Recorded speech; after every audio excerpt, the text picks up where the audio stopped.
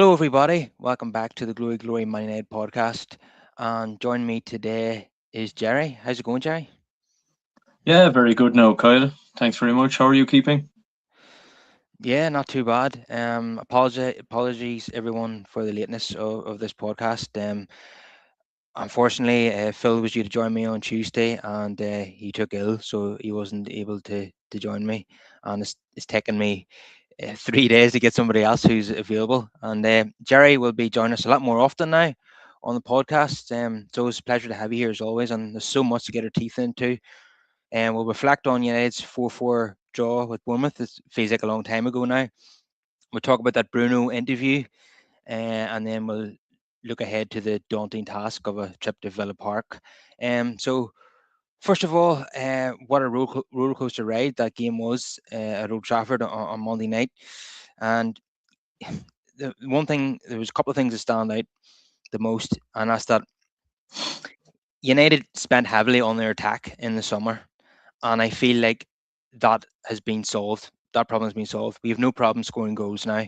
I think we're the third highest goal scorers in the league behind Man City and Arsenal. But the problem is at the back.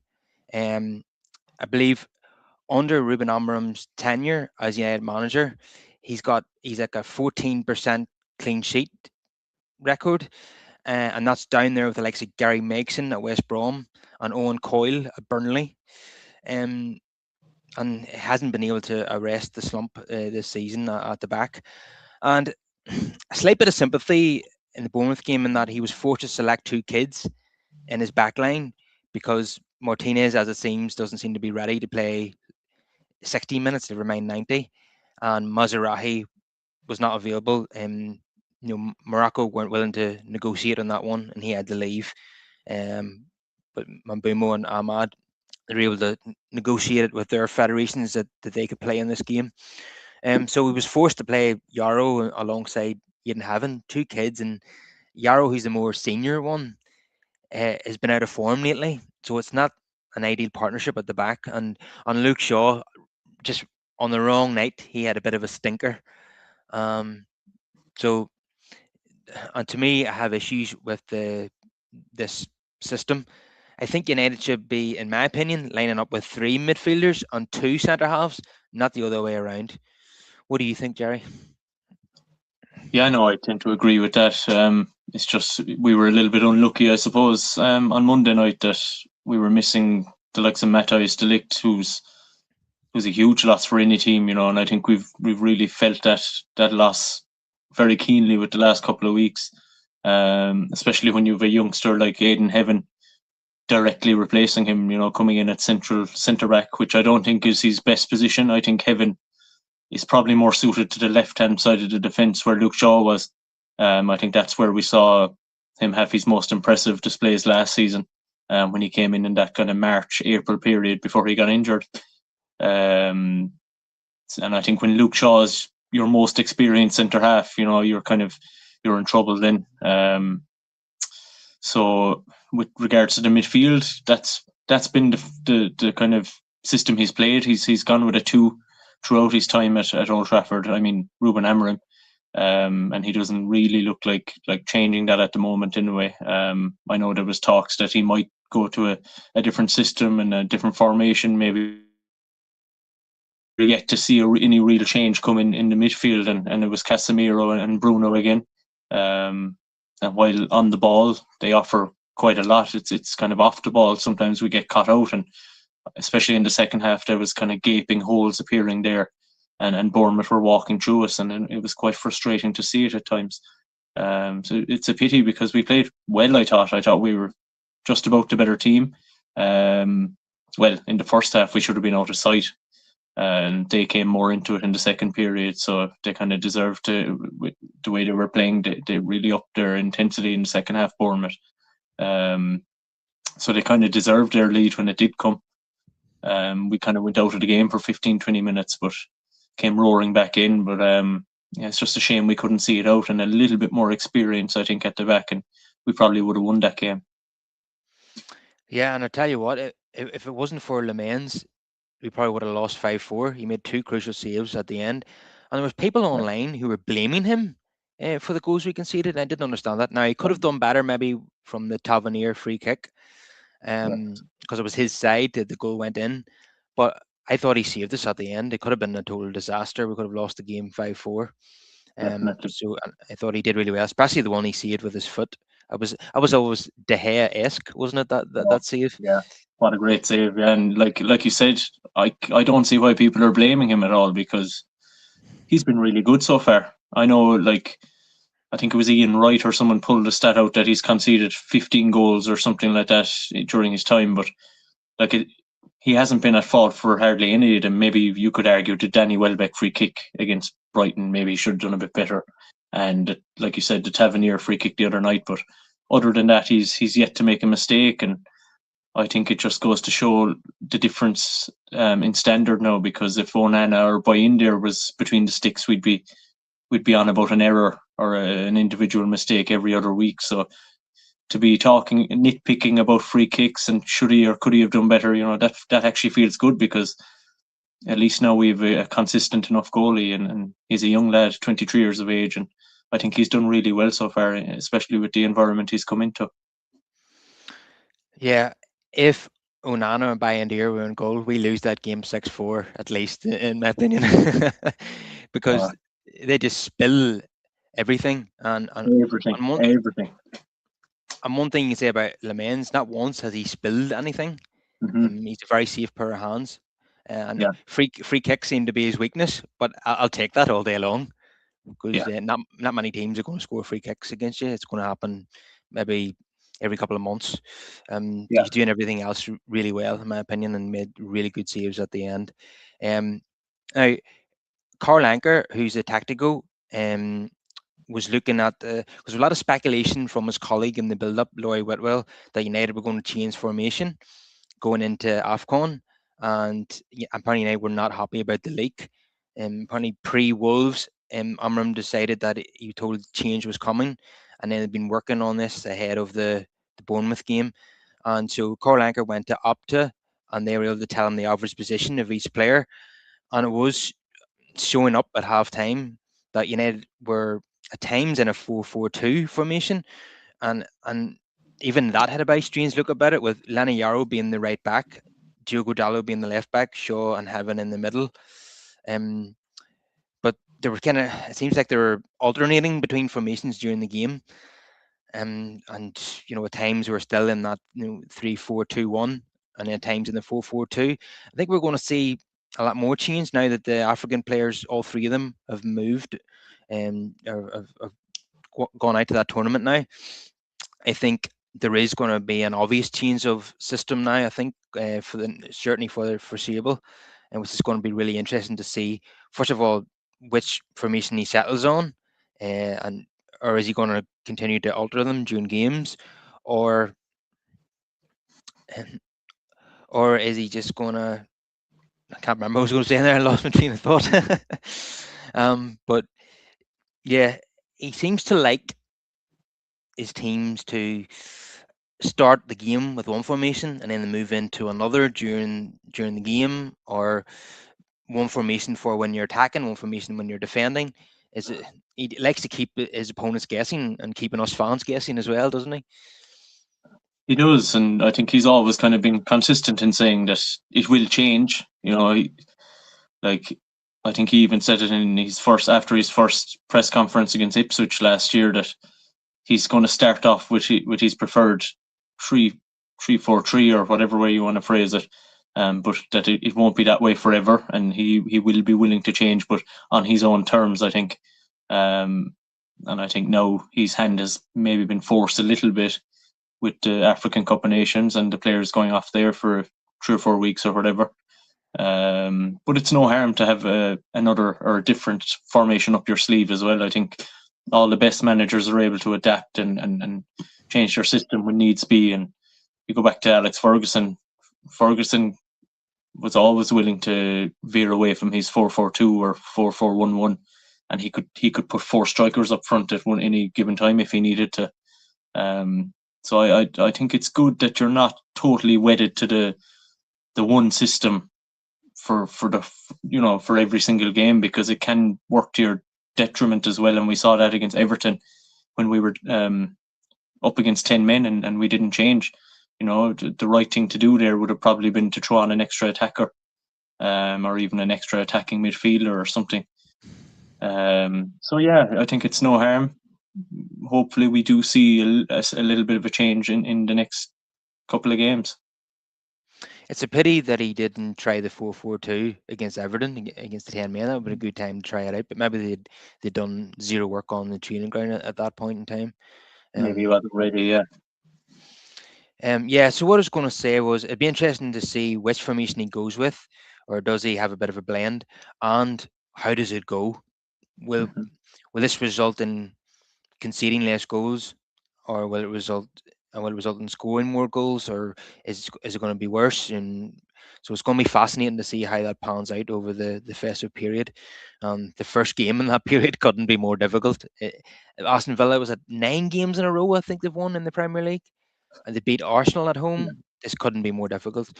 Although, if you're looking for positives or looking for omens that are good in United's favour, is that I think we're unbeaten in our last 6 games against Aston Villa. They took, and even during last season's disastrous 15th place, we still took 4 points from the 2 games against Aston Villa. So Yeah. we seem to be a bit of a bogey team for them as well.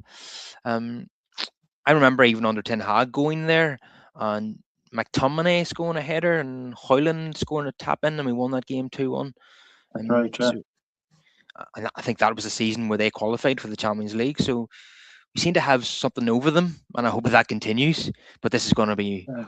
a daunting task, given how well they're playing at the moment. And but they're another team that concede quite a lot as well. So this could be another really high scoring match. Jerry, what do you think?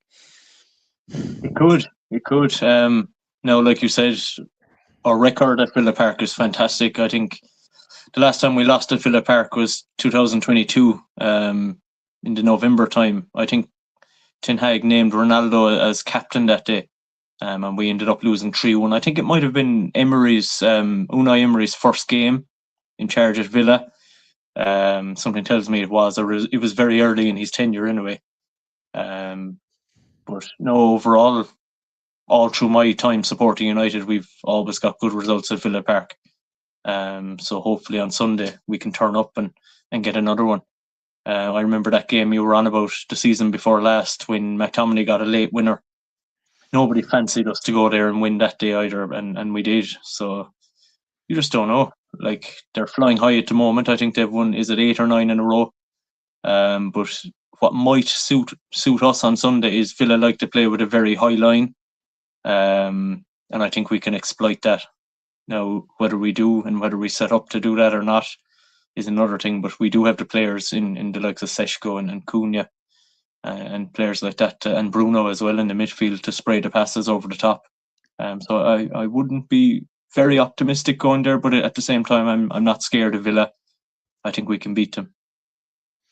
Yeah, as I say, they concede a lot of goals. You probably noticed in recent weeks, Villa winning games 3-2, quite a lot. So Very high scoring, yeah. so hopefully we can. I fancy United to go there and score a few goals, but we'll probably concede a few as well. So it's hard really to know how this is going to pan out. Probably going to be another basketball game, and hopefully we Yeah. can get the points on this occasion. As you said, it is a happy hunting ground for United. I mean, they haven't lost there on many occasions. Since that 1995 game at the start of the season where Alan Hansen delivered his famous line where you can't win anything with kids. Have United lost Villa Park maybe once since then, which is an incredible record. Once or twice, maybe I'm not sure, but it has Yeah. Yeah. tended to be United's favourite away ground in the Premier League years anyway. Let's see if we can keep that going. So we'll get on to the positives of the Bournemouth game, and as I said, going forward there were absolutely no issues at all. If I could come up with one critique, it would be that we should have scored more. As you said, we should have been out of sight at halftime. The 2-1 at halftime probably flattered Bournemouth. Um, Mm-hmm. but I was getting frustrated. At 1-0, we just couldn't get that second goal. And then we were hit with a sucker punch. Shaw made a dreadful error, giving the ball away. and the last person you want in that situation running at our defence is Semenyo, and he absolutely buried the opportunity. Um, and Casemiro then scores from the set piece. Their goalkeeper was really dodgy on the night, and we Yeah. didn't really take full advantage of that. He should have saved that Casemiro header. And then the start of the second half, I don't know what happened, but we just were in complete disarray. Um, they went 3-2 up very quickly, and all of a sudden we had lost our confidence. We lost control of the game. They were dominating the play, but the substitutions came on, and we managed to turn around. And I have to say that Manu, I remember he didn't score or assist, but I thought he was really good when he came on. He's such quick Yeah. feet, and I really enjoy watching him play. And I thought he had a positive impact for United. But I have to say the standout moment has to be Bruno Fernandes's free kick. I mean, Tavernier's was a decent free kick, but Bruno just went one better, didn't he? Oh, what a goal! What a strike! And I think it was a case of come at the hour, come at the man. We needed something at that time to have any chance of getting something out of the game. And I had a good feeling when he stepped up. I just thought perfect position for him, and we've seen it so many times over the years that he whips it in. But I think that's a right up there with probably one of his best free kicks ever. It was almost Beckham-esque. Yeah, because he scored a few in this calendar year. Um, against Everton, against Arsenal. I remember at the back end of last season, and he is good from that kind of range, close in. And I thought, yeah, I did. I was slightly confident that he could score this, and he did in off the underside of the bar. Yeah, it was an Mm. amazing strike, and he enjoyed it too. He really celebrated that one. It's just a Yeah, pity that it wasn't in a game where we got 3 points. And then yeah. Kuna, the only thing missing from his game lately is goals, and he got one finally. Because he only had one so far this season. I love his direct running, his dribbling, going past players. Always gets United on the front foot. Has other teams on the back foot. His direct play, and the only thing missing really was the goals. So I'm glad to see him get that goal. I thought it, that was on 79 minutes, and his celebration wasn't too keen on that because I thought in this kind of basketball game, it's too early to be celebrating like that. You can do that at full time. That's no problem. But as it proved, it was too early to be dancing like that, especially in a game where United already conceded 3 goals. Well, I'm happy. I would be prefer him to do that at full time or when we're like Mm. 5-0 up or something. But yeah, we just couldn't hold on, and Bournemouth nearly scored again, of course. But yeah, you could see not only the inexperience of Lenny Yarrow and Ian Haven at the back, but also Martinez when he came on. He's he looks well short of match fitness, doesn't he? Um, and you can see why he didn't start the game. Now I was critical of Amram, for not starting him because he'd had 3 sub appearances before the Bournemouth game. I thought, well, now is probably the time to start him. But after seeing him in that cameo against Bournemouth, I was thinking maybe he wasn't ready to play 60 minutes. Uh, so yeah, we're really short in numbers. As you say, really missed the lick. He's been our most consistent performer of the season. Maguire still out, but expected to be back this month. So those are your 2 most senior centre halves, most experienced centre halves, and they're not available to you. And it really showed. And Bournemouth's attack, I know they've not been in great form of late, but their attack is really, really dangerous. I mean, with Semenyo, obviously, who we'll talk a wee bit later on about, and Justin Kluivert and Evan Neeson and Taylor Adams, Jimenez, and Tavernier. They have been scoring goals for fun the last couple of seasons, so we should expect them to give us a game at Old Trafford, but still disappointing that we didn't get the 3 points. It was very disappointing because like we started the first half like a house on fire. It was probably one of our best halves under Amorim so far. I think I'd compare it with the Brighton first half there back in October. I thought we really pressed like lunatics that day, and then it was pretty similar on Monday night. And it just begs the question: why don't we do that every other game, like against the likes of West Ham and Everton and teams like that? I know Bournemouth and Brighton, the likes of those teams, come to Old Trafford and they like to have a go, which does make a difference in us coming out as well and attacking them. But No, I was very impressed with United. And when you're 1-0 up, we've had 2 or 3 separate chances to extend the lead, and you're thinking, geez, if we get the second goal here, it could be a comfortable night. But then out of nowhere, like you said, Shaw made a dreadful error. Something that he has in his locker, mind you. Luke Shaw has always been prone to the odd mistake, or more than the odd mistake, I suppose, throughout his career. And I thought he had kind of eradicated that from his game, but it seemed to creep back in there, and it proved costly because Semenyo is a top class player, and my admiration for Semenyo, and players like him will punish you, and so he did. Yeah, and he still had a lot to do, Semenu, because this was roughly near the halfway line when he picked the ball up. But we didn't do enough. The other defenders, somebody should have came across to close him down, but Mm-hmm. I think that defender was a bit weary of Semenyo squaring it to somebody in the middle. So I think I can't remember Yeah. who it was. Was it Aiden Evan, I Heaven? think. I think, Yeah. and he was caught in two minds. I think. Um, but yeah, they have a very dangerous attack, and they exploited our weaknesses at the back. Um, yeah, for the some United fans seemed quite happy with the 4-4, and I was thinking, what? You know, I know maybe it's just me, but I'd rather win games 1-0 than draw 4-4.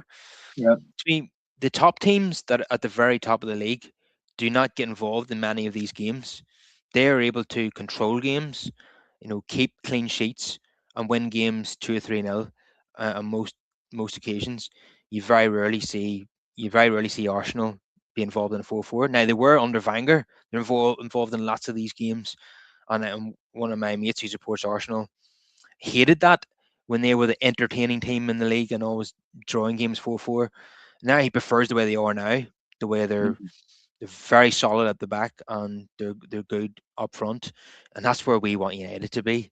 We want United to get back to keeping clean sheets and scoring goals, which we definitely address that problem. That's for sure. But I think if he is to persist with this system, once we overhaul midfield in the summer, um, if we were to sign Anderson and Wharton, for example, then I think that'll help United, keep clean sheets and shield the defence more. I think you're asking a lot of Casemiro in the midfield too, given his age, and Bruno Fernandes, he's not an obvious fit for that role. Even though he works really hard and gives us all for the shirt, midfield too it's very hard in this day and age because you're constantly playing against midfield threes. um, Two guys in their 30s, it's not ideal, especially someone with Casemiro's body type. He's not able to get around as much as you'd hope, and he was very frustrated at being substituted for Manu. Casemiro was certainly surprised at that. I thought it's been well established now that in most games he's going to have to come off early, but he was pretty pissed off at being substituted in the game. But one thing I have to mention though is that uh, for once I agreed with Almarim's substitutions in this game. They were attacking subs that I agreed with, and it's not often I'll say that. Normally, he brings on like he did against West Ham, four defenders, but on this occasion, I thought his use of the bench was something I agree with. On this occasion, I thought he made the right subs at the right time. What do you think, Jerry?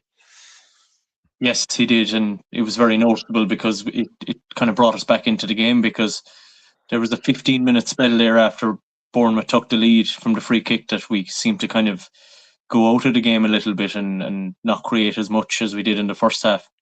And I was hoping that our heads wouldn't drop, but the substitutes definitely kind of livened things up and got us going again with Seshko and Menu and even Martinez coming in. I know Martinez is a defender, but attacking wise, he has a lot to offer as well.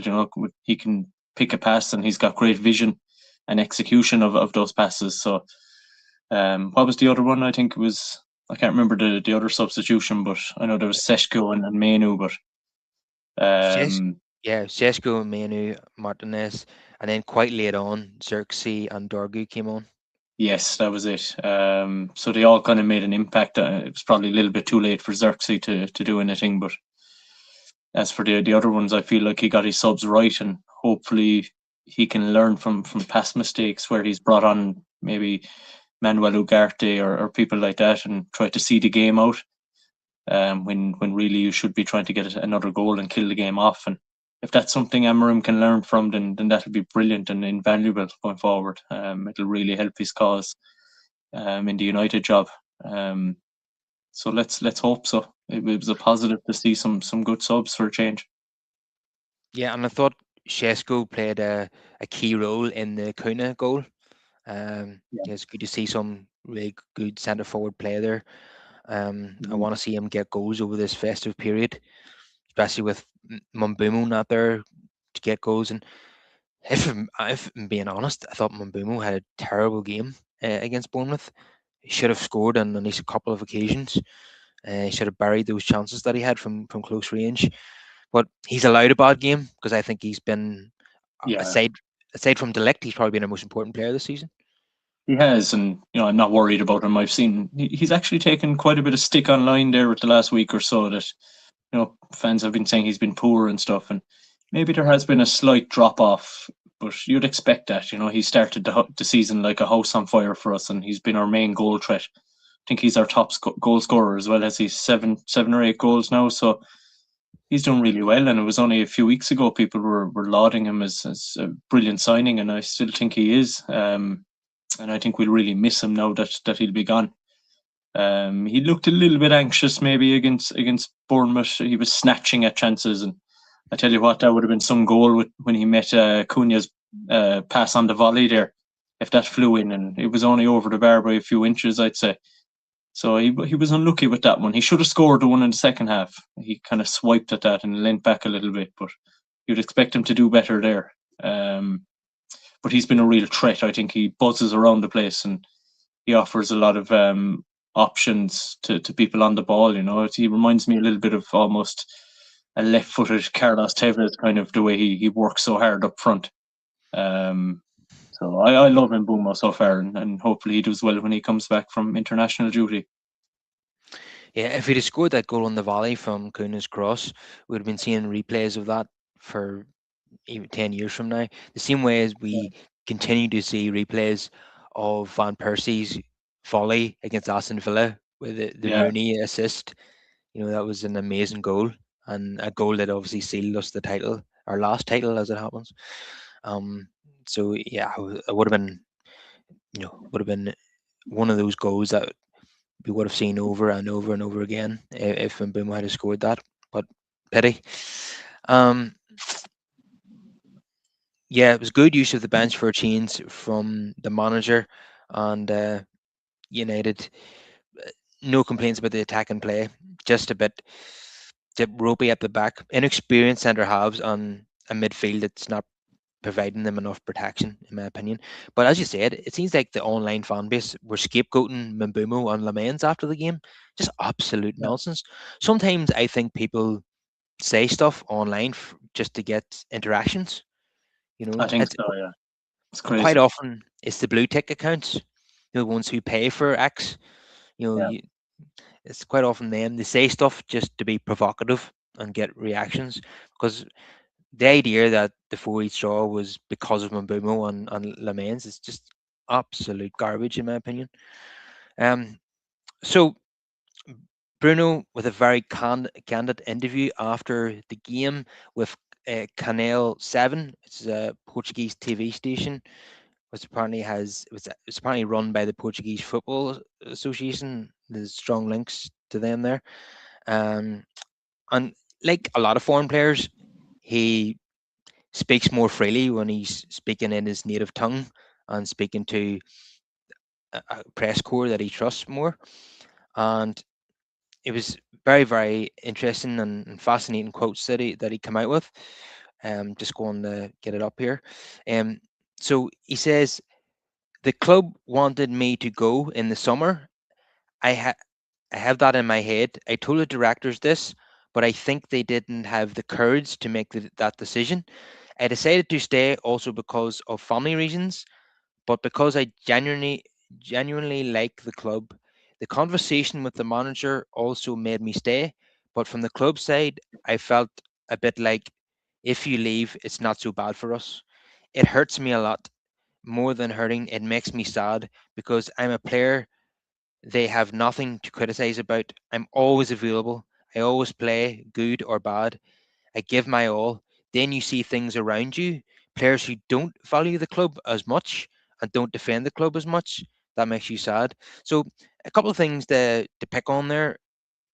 First of all, he's making it clear that Ineos were quite happy for him to go in the summer, and so they could get the money for him. But he stayed because the manager wanted him to stay. He loves the club, yeah, and family reasons as well. They're obviously quite settled in Manchester, so there was one reason to leave, but three reasons to stay, and that's why he's still here. But perhaps what stands out even more from that interview is that he's saying that some of his teammates don't value the club as much as what he does. That's very, very interesting indeed, isn't it? It is interesting, and it's kind of concerning as well that there possibly are characters within that dressing room that don't value the club, or don't, break their arse for the club every day in, day out, like Bruno Fernandes does in training. And he's the captain of Man United, and he sees what goes on day in, day out. And I think if he comes out with a quote like that, it's very concerning. Now I know, like, most of the lads seem like good lads, and it seems like a good enough dressing room compared to what it was 2 or 3 years ago under Ten Hag. But yeah, it was interesting comments from Bruno, and I know he has been hurt by the club probably not coming out and saying, "Oh, we'll do everything to keep you." I think the club's line has been they do want to keep him, but if a huge offer comes in, and a strong, a massive offer gets brought forward, and they'll have to think about it. And I think that Bruno doesn't want to probably hear that being said. He wants to be kept at all costs, and shown a bit of love, I suppose. Every footballer has ego as well, and I think Bruno's no different. I see it from both sides, really. I see it from Bruno's side. He's been the leading light for us over the last 5 years. Um, Works hard every single game, puts in a shift, scores goals, and pulls us out of the muck. When we need him, more often than not. And I also see it from the club side. If a huge offer came in, then you're going to have to consider it. Now, my own point of view, I personally want to see Bruno staying on maybe another year or two. I'd love nothing more for Bruno to win the Premier League with Man United, and I think he'd deserve it. But at the same time, I wouldn't begrudge him if someone like Barcelona or Bayern Munich came in for him, and then he goes abroad and wins trophies elsewhere. I think if he was to go, he'd go down as a legend, in my opinion. Anyway, I know what's your view on it, Kyle. Um, Definitely a hero. But legend, I'm not sure. I think you have to win the Premier League at Man United to be a legend. The bar is so high. He'd be a legend at most clubs, but I think you have to win the Premier League to be a legend at Man United. But certainly he'd be a player that we remember fondly. That's for sure. Yeah, I think if he went to like Bayern Munich, the same as Harry Kane, nobody at Man United would begrudge him that move.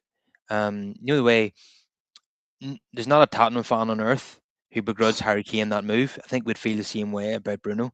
As long as he doesn't go to one of our rivals, I think we'll always love him.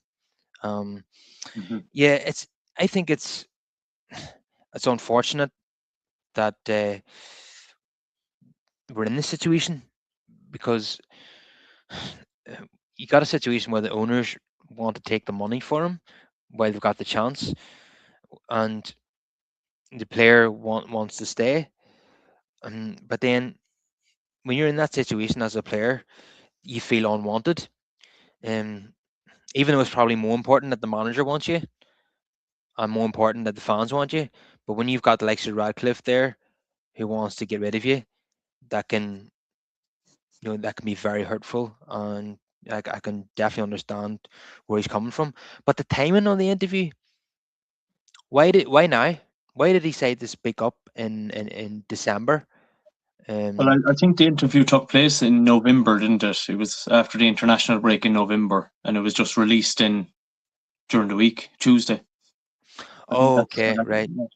For some reason, I thought he did this interview after the game. Okay, Mo Right, that Salah might. style. Mo Salah style. No, no, no. It was Yeah. it was pre-record. It was done back in November, I believe, and just released in a month later. But the timing of it is strange. All right, like why did they bring it out now? And apparently the club knew about it and that they knew it was going to come out, and they gave it the green light. So um, you know, it's an odd one. I don't think it needs to be said. If he wants to reveal his true thoughts, then maybe he can do it when he's left the club or later on in his career or when he's retired. I just think the timing of it is a bit strange, and it doesn't really help anyone. I just hope it's not part of an exit strategy. I hope not. I hope not.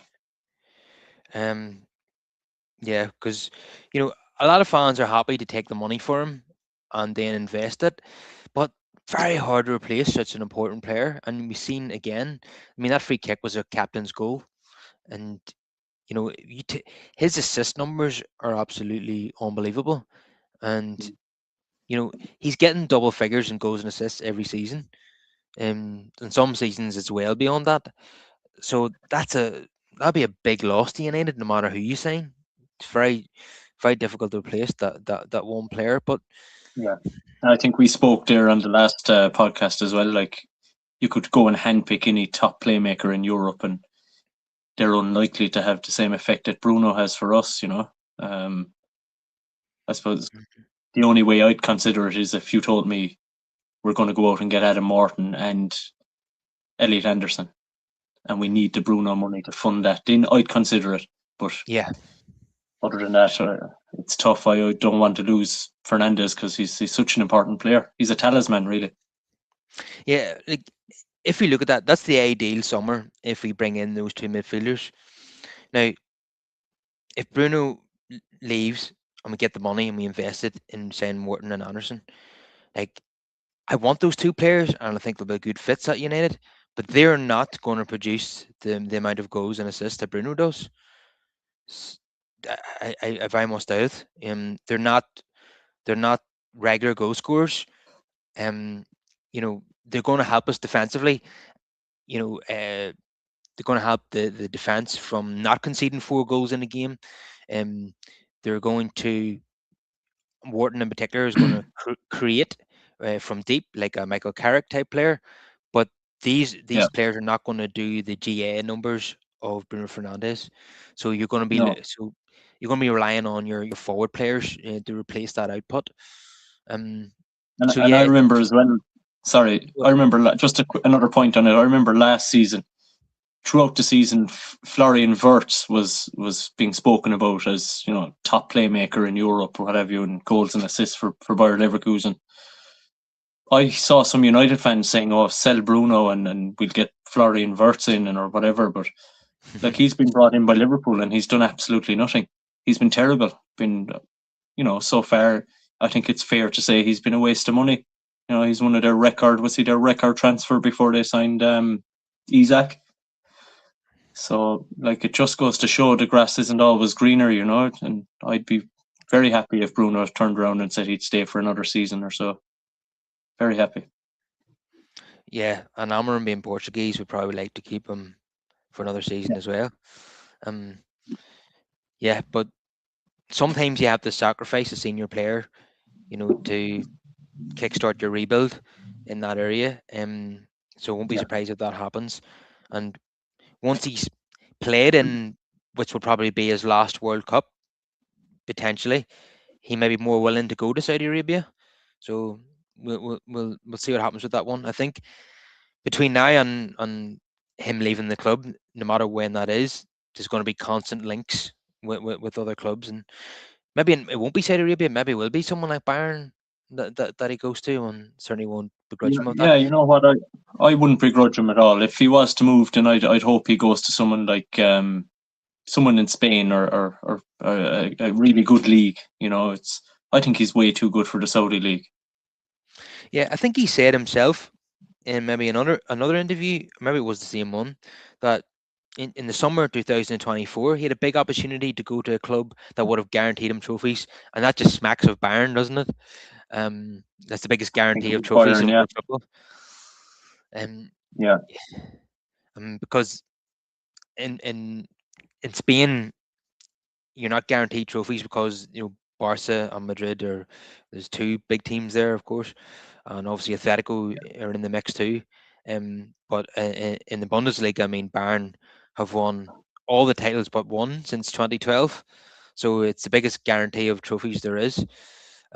So I think that's probably who he was talking about, and I remember them being linked with him too. But it'd be fascinating to know which United players he's talking about when he says they don't value the club as much as him, because he's not going to say that while he's yeah, at the club. But whenever he leaves the club and he does interviews about United, maybe he'll be more direct and more willing to name names in that yeah. scenario. I could have a guess at maybe a couple of players who are no longer at the club, and who might be talking about So, in Rashford and Garnacho potentially. That's only a guess on my part. I have no idea, but I'll be very yeah, disappointed if it's yeah, somebody who's there at the moment. Really disappointed.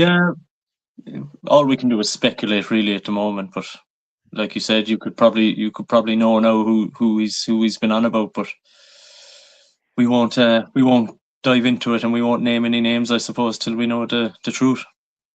Yeah, we can only speculate on that one.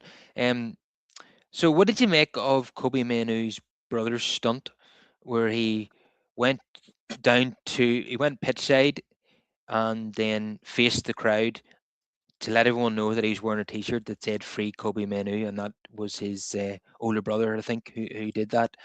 Um, and apparently, Kobe, according to Ben Jacobs on Talk Sport, he said that Kobe was aware that this was going to happen and he sanctioned it basically. But Amarima said today that he has spoke about it with Kobe and it isn't going to affect his chances of playing against Aston Villa. So perhaps a storm in the teacup.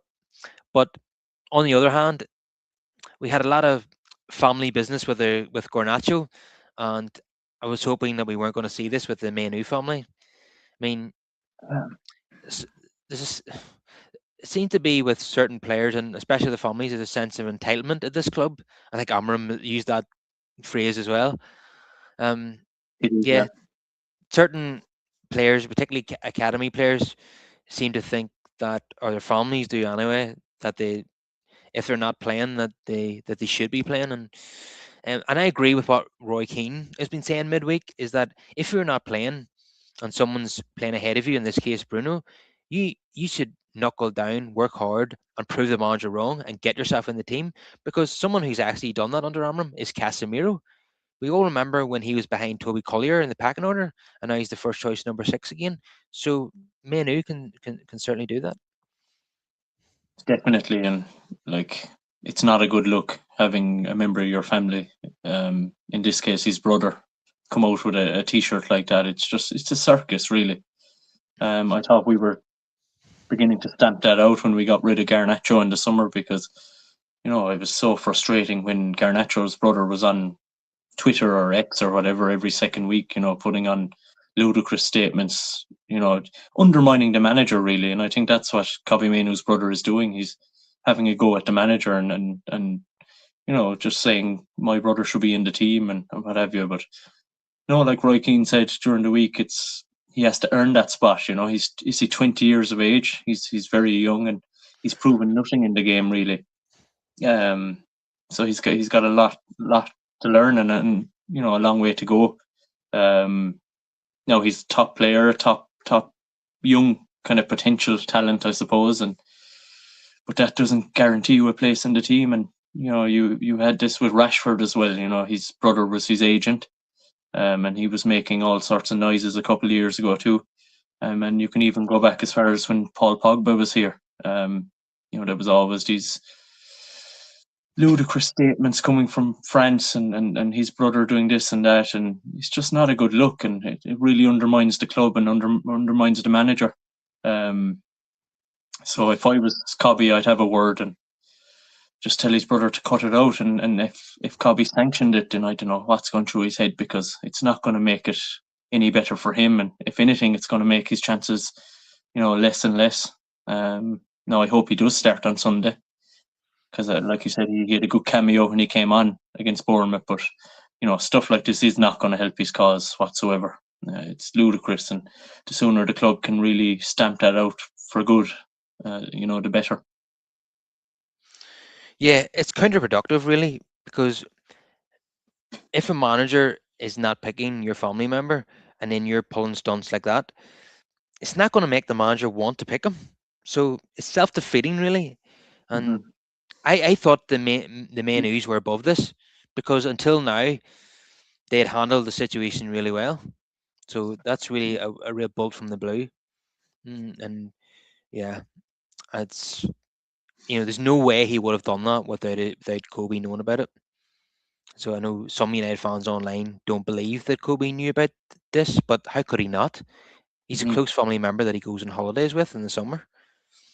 So yeah, it was totally unnecessary, and as you said, it just reminded me of the Garnacho clan. We just don't need that noise at Old Trafford. Um, No.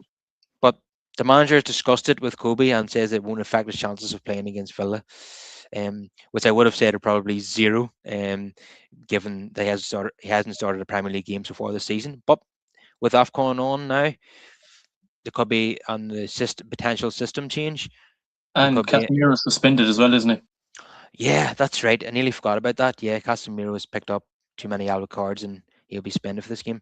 So So surely, man, maybe if his brother didn't do that, then he'd probably start the game on Sunday. I know Amarim has said that it's not going to have any bearing on it, but if I was Amarim, I wouldn't be happy with that. mm, I I think we have to play him because you cannot play Ugarte. He No, no, no. In any appearance he's had this season, he's been dreadful, and he's now reached the point where he doesn't even come on when United make five subs. He's an unused sub regularly now, and I'd even say that's a waste of position on the bench. If you've got a player on the bench that you're not even going to use, then you may as well just put another youngster on the bench, someone who like Shea Lacey, who's been taken out of the squad now. I'd rather have Lacey on the bench than Ugarte, who's not even going to get a chance.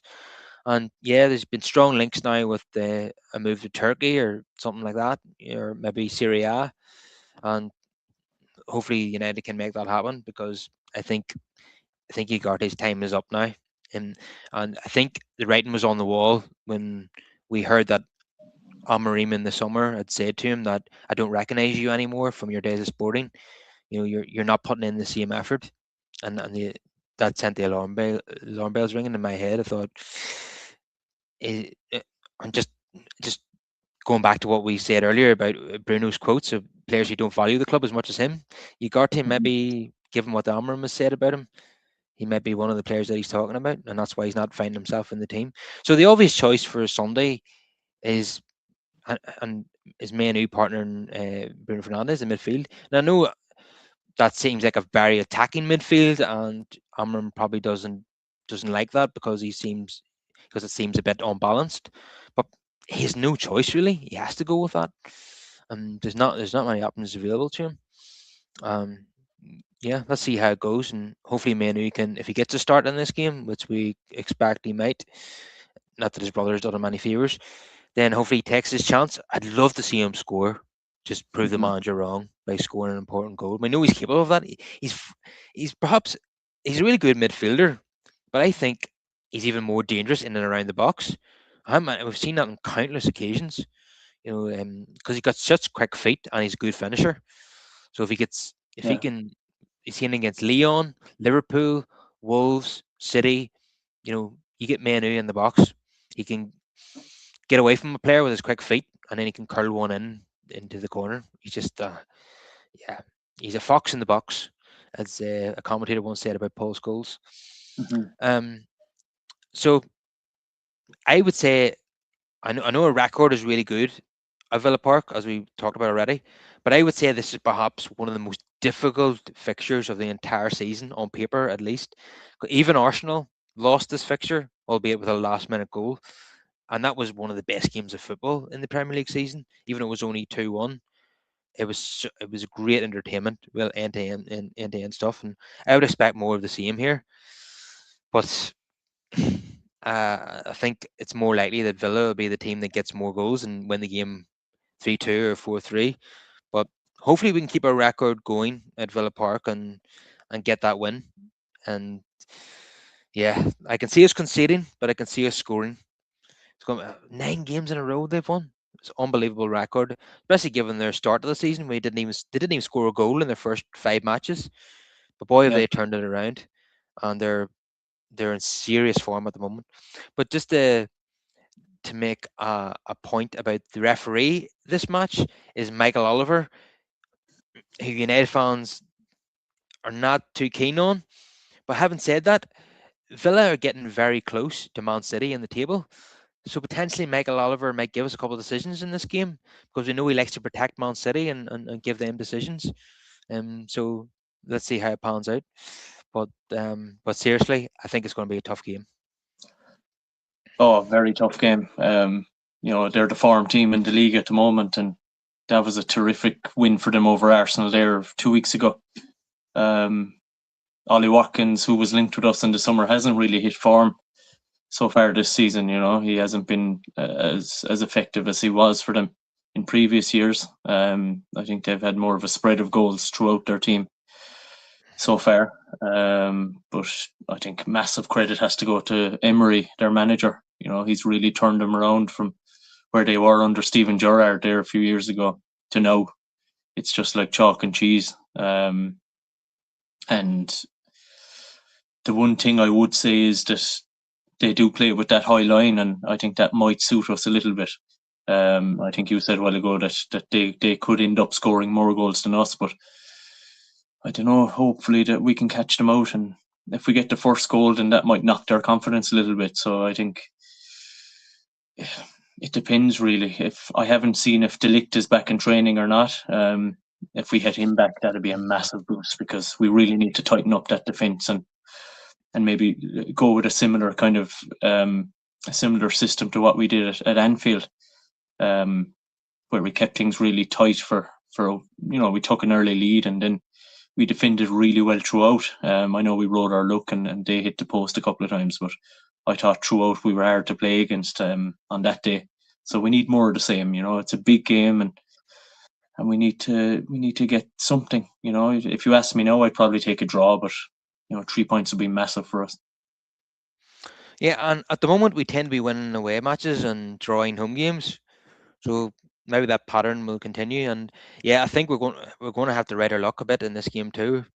If we're going to come away with the points here, Villa are probably going to have to hit the bar on the post a couple of occasions, and Lemain's going to have a good game, and we're going to have to be clinical at the other end of the pitch. But yeah, De Ligt coming back would be a massive boost for us and would give me more confidence. But there's been no talk of what this injury is, this mystery injury that's kept him out. Have you heard anything, Jerry? I've heard nothing. I think he played. Was it against? What was his last game? I think it was. Was Oh, it the, was it the Everton game? it was the Everton game. I think. Yeah. No, sorry, it was Crystal Palace away. It was the 2-1 win a few weeks ago. And then, like after that, he picked up that knock, and we haven't seen him since. Now, the club have said that it's a minor issue, so you'll be hoping that he'll be back, sooner than later. Yeah, it feels like ages since he was in the team now. Pretty sure it was Palace. Yeah, he did play against Palace. Yeah, and the game after that was the West Ham game. Was that the first game that he missed? Was it West Yes, Ham? because Aidan Heaven came in for that one. He played centre back. Pretty sure. Yeah, and he has done pretty much ever since. Yeah. Yeah, he's played the last 3 games. Yeah, yeah, haven't played against West Ham, Wolves, and again against Bournemouth. It's a big role for such an inexperienced player too. So even if we had Harry Maguire back, Harry Maguire hasn't played much football since he got the winner at Anfield. I think he's played 1 or 2 games since. I don't really know the severity of his injury, but he's missed a good few games this season. Yeah, well, there was an update on Harry today in the manager's press conference, and that is that he will play again this month. but no Okay. mention of Delict that I'm aware of, which is strange. And I remember Delict last season had an injury, and the club didn't tell the press what the injury was.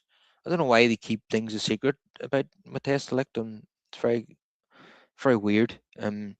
But yeah, Harry seems to be closer to making a comeback, according to what I've seen so far. Um, and even that would be a boost because, as you said, you can't have an inexperienced kid as your central defender in a back three. He was exposed against Bournemouth. For that fourth, was it the fourth Bournemouth goal? Yeah, he was really caught out there, wasn't he? Um, He even was. I think um the second goal as well, right at the start of the second half too. Um, Again, was a Yeah. ball played through the middle. So yeah, he's been struggling in that position, and he needs to be taken out of the firing line. So we could do with Maguire or Delict being made available, but surely Martinez is getting closer now to a start because he's had four sub appearances now. You would think Yeah. that'd be enough fitness built up now to play maybe an hour against Aston Villa, but then Yes. it's a big game to come in and start when you've been out for so long. Um, And I like Martinez on the left side as well, rather than as the central centre back. I think the kind of to the side kind of suits him more for whatever reason. mm, yeah, it's naturally it suits a left-footed player being on the left side of the defense. But if Shaw drops another stinker like he did against Bournemouth, then Martinez isn't going to find it hard to get back in the team in that position. But at the minute, with so many centre backs missing,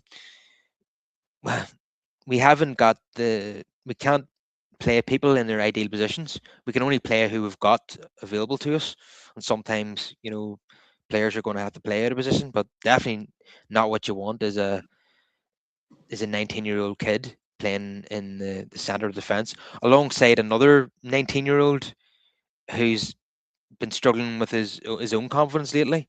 So it's when you put it like that, and as you said, it was Shaw being the most experienced defender in that back line. When you consider all those factors, it's not a huge surprise that Bournemouth were able to exploit that. So I'll be deeply, deeply worried if that's our same backline against Aston Villa because they would punish us even more. So yeah, I expect a high scoring game, and if my heart says United will win the high scoring game, but my head says Villa will win the high scoring game. But I'm assuming that's where you are as well. Yeah, Mhm. yeah. I'm just hoping that we pull out a good defensive performance, and keep them out as much as we can, and take our chances at the other end. Won't be surprised if it ended up two each or something. Yeah, do you know a draw in this fixture is actually a good result. But considering we've had so many draws lately, I want to Hmm. win. I Yeah. want to get wins. I want to get wins on the board because we're not getting enough of those lately. You know, ever since that three-game winning run, at Sunderland, Anfield, and Brighton, we've only won two matches since then. We've Hmm. drawn a whole host of games. We lost to 10-man Everton. We need to be getting more wins on the board, and it's not going to get any easier over Christmas because we've got Newcastle on Boxing Day. And then we've got Wolves at home. That should be a banker. I'm going to that game. That's why I'm going to that game because I thought it'll be the easiest fixture of the season. Although Uh, they nearly got a result against Arsenal as well the other day. yeah, Arsenal relied on two own goals to win that game. You know, Yeah. it made our 4-1 drubbing of Wolves look a lot better. Um, Yeah. and then our first game of the new year is Ellen Road, and that can always potentially be a tricky fixture for United, especially as Leeds are playing really well at home at the moment. I think Calvert Lewin has scored in 4 games in a row. So that is not going to be an easy game for a United team that ships a lot of goals. So yeah, as I said to you last week, over the festive period, I want to get at least 3 wins and 2 draws. Well, we've drawn the first game, so ideally you want to win the next one, but it is the toughest one. And it's not going to get any easier apart from the Wolves game. Leeds Hmm. and Newcastle is going to be difficult. So, how many points do you think United will get out of these 4 games? it's really hard to predict. I'd love to say we'd get maximum points, but I just can't see it. Like, you'd be hoping we'll beat Wolves easily enough. Hope, fingers crossed. I take a draw at Villa Park, even though, as you said, we need to win. And then Leeds is anyone's guess. Elland Road. It's a rivalry game as well. Leeds versus United is real historic fixture over the years. So that's very hard one to predict as well. I know on the bright side, since Leeds got promoted in recent years, they went down again and then came back up again. But in Yeah, their most recent stint in the Premier League, apart from this one, we did very, very well against them, both home and away. I remember yeah. scoring 4 goals at Allen Road. I think, was it Fred scored? I think Garnacho scored. Harry Maguire scored from a corner, and That was under Ragnick, I think. Ralph Ragnick. yeah, I think Alanga scored in that game as well. I think we Yes, won 4-2 at Allen Road. that's right. Yeah, I remember at Old Trafford we used to absolutely whip them under smashed it. Solskjaer. Yeah, was it under Solskjaer during the COVID season? I think McTominay scored twice in the first 3 minutes of the game. We ended up 6-2. scoring Yeah, 6-2. 6-2, 6-2, yeah. And then in the first game of the following season, we beat them 5-1 at Old Trafford. Pogba got 4 assists. Bruno got a hat trick. Yeah, Yeah, it was a fantastic start to that season. Um, yeah. so yeah, we obviously we won 4-2 at Allen Road. I think there might have been a draw at Allen Road as well, but overall, in recent games against Leeds, we've tended to win, and hopefully we can keep that going. But it is concerning me that their home form is pretty good at the moment, and Calvert Lewin is scoring in every match. So they've beaten Chelsea at home recently. They drew at home with Liverpool. That was another end-to-end game, 3 each. I think it finished. So that could be another game that could finish 3 each or 4-4. It's Yeah. certainly an entertaining league this year. But I'm not sure that the defending is top quality, really, apart from Arsenal. Yeah, it's definitely an unpredictable league anyway. You just don't know what's going to happen from week to week, and I guess that's exciting too. It's probably no harm to see a season like that rather than one team running away with it like we've seen with City in the last 3 years or what have you. So it's a little bit refreshing, and it's nice going into match weeks thinking United have a chance to get up to top 5 or whatever, and we're not looking up for a change. We're not languishing down in the bottom half. Now, having said that, if we don't get a few wins together, then we will soon be down again around 10th, 11th. And we don't want to see that. You want to be up there challenging as high as you can, and fingers crossed, trying to get back into Europe. If we can do. Yeah, if we get a few wins over Christmas, that'll probably place us in around 4th or 5th. But if we lose, a couple of these games, we could drop down to mid-table again. We don't, as you say, we don't really want that. Um, yeah, going into after the Leeds game, I want to see United in the top 5, and then I'll be satisfied with that, definitely. But Yeah. if we're down in the 11th place or something, I'm going to be very frustrated with that.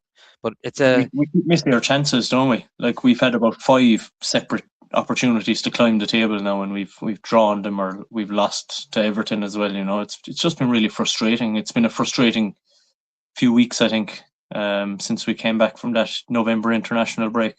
Because, like you said, we were on a nice little unbeaten run before that, and then it seemed to kind of fall off a little bit. So hopefully we yeah, can get back to winning ways. and yeah, it's not going to get easier with the African players missing and Mhm. some tricky fixtures over this period. But hopefully we can get at least 10 points from these 4 games. I know that's asking a lot of this United team, but fingers crossed. Yeah, we want to be a little bit more consistent and get more wins and draws on the board. And you know, I feel a bit sorry for that guy that has not been able to get his haircut. 5 wins in a row looks some way off for this United team, doesn't it? It does. I think he should just cut it No, and get it done with. Christmas haircut, huh? Yeah, that's what I would do. But he seems like he's going to be persistent with this, and but I mean, it might not even be this season where we win 5 games in a row.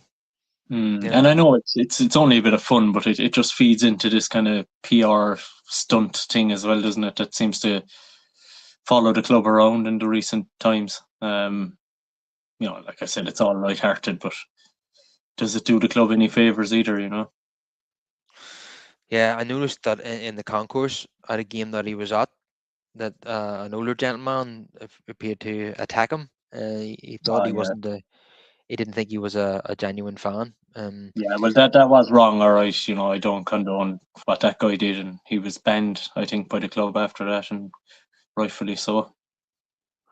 Yeah, you know, I'm not a huge fan of Mark Goldbridge, but if I seen him at a game, I wouldn't attack him. That's just ludicrous. I think some people probably would. Oh, definitely, definitely. There's a lot of people out there who have, very strong opinions on him.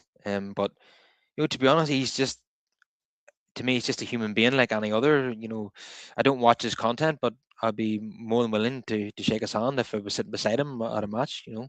Um, yeah, each to their own. I don't. If people want to produce content that's you know that some people refer to as rage bait, that's up to them. It's not my business. So I certainly would not be attacking another fan in the concourse. That's just No, he must have had a few drinks before he did that. Yeah, yeah, I think it's so. totally unnecessary, and as you said, got himself banned in the process. So we shall leave it there for today. Please, everybody, smash a like on the video for us on YouTube. Get subscribing to the podcast if you're watching on YouTube or you're listening on Apple or Spotify, and get more of your comments in, guys, and I'll get replying to those, and let us know what you thought of the podcast, and let us know your predictions for Aston Villa. And Jerry, it's been a pleasure as always. A pleasure, Kyle. Thanks for having me on again. Yeah, see you again next time. See you later, mate.